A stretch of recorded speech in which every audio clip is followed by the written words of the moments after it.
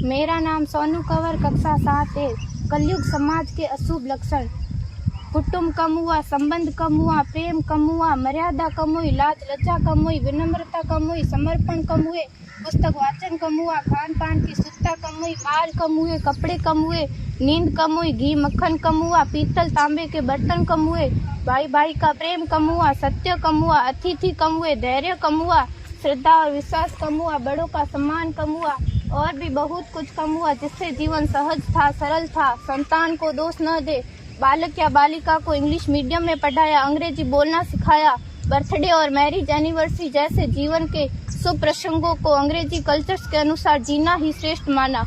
माता पिता को मम्मी डैड कहना सिखाया। जब अंग्रेजी कल्चर से परिपूर्ण बालक या बालिका बड़ा होकर आपको समय नहीं देता, आपकी भावनाओं को नहीं समझता, आपको तुच्छ मानकर आपसे जुबान लड़ाता, जब आपको बच्चे में कोई संस्कार नजर नहीं आता, तब घर के वातावरण को गमगीन किए बिना, संतान को दोष दिए बिना एकांत में जाकर रो लीजिएगा, क्योंकि पुत्र या पुत्री की पहली वर्षगांठ से ही भारतीय संस्कारों के बजाय, मंदिर जाने के बजाय केक कैसे काटा जाता है, यह सिखाने वाले आप और अम्मी है। जब बच्चा पहली बार घर से बाहर निकलता है तो प्रणाम और आशीर्वाद के बदले बाय बाय कहना सिखाने वाले आप और अम्मी है। हम परीक्षा देने जाते समय इष्ट देव बड़ों के पैर छूने के बदले बेस्ट ऑफ लक कहकर परीक्षा भवन तक छोड़ने वाले आप और अम्मी है।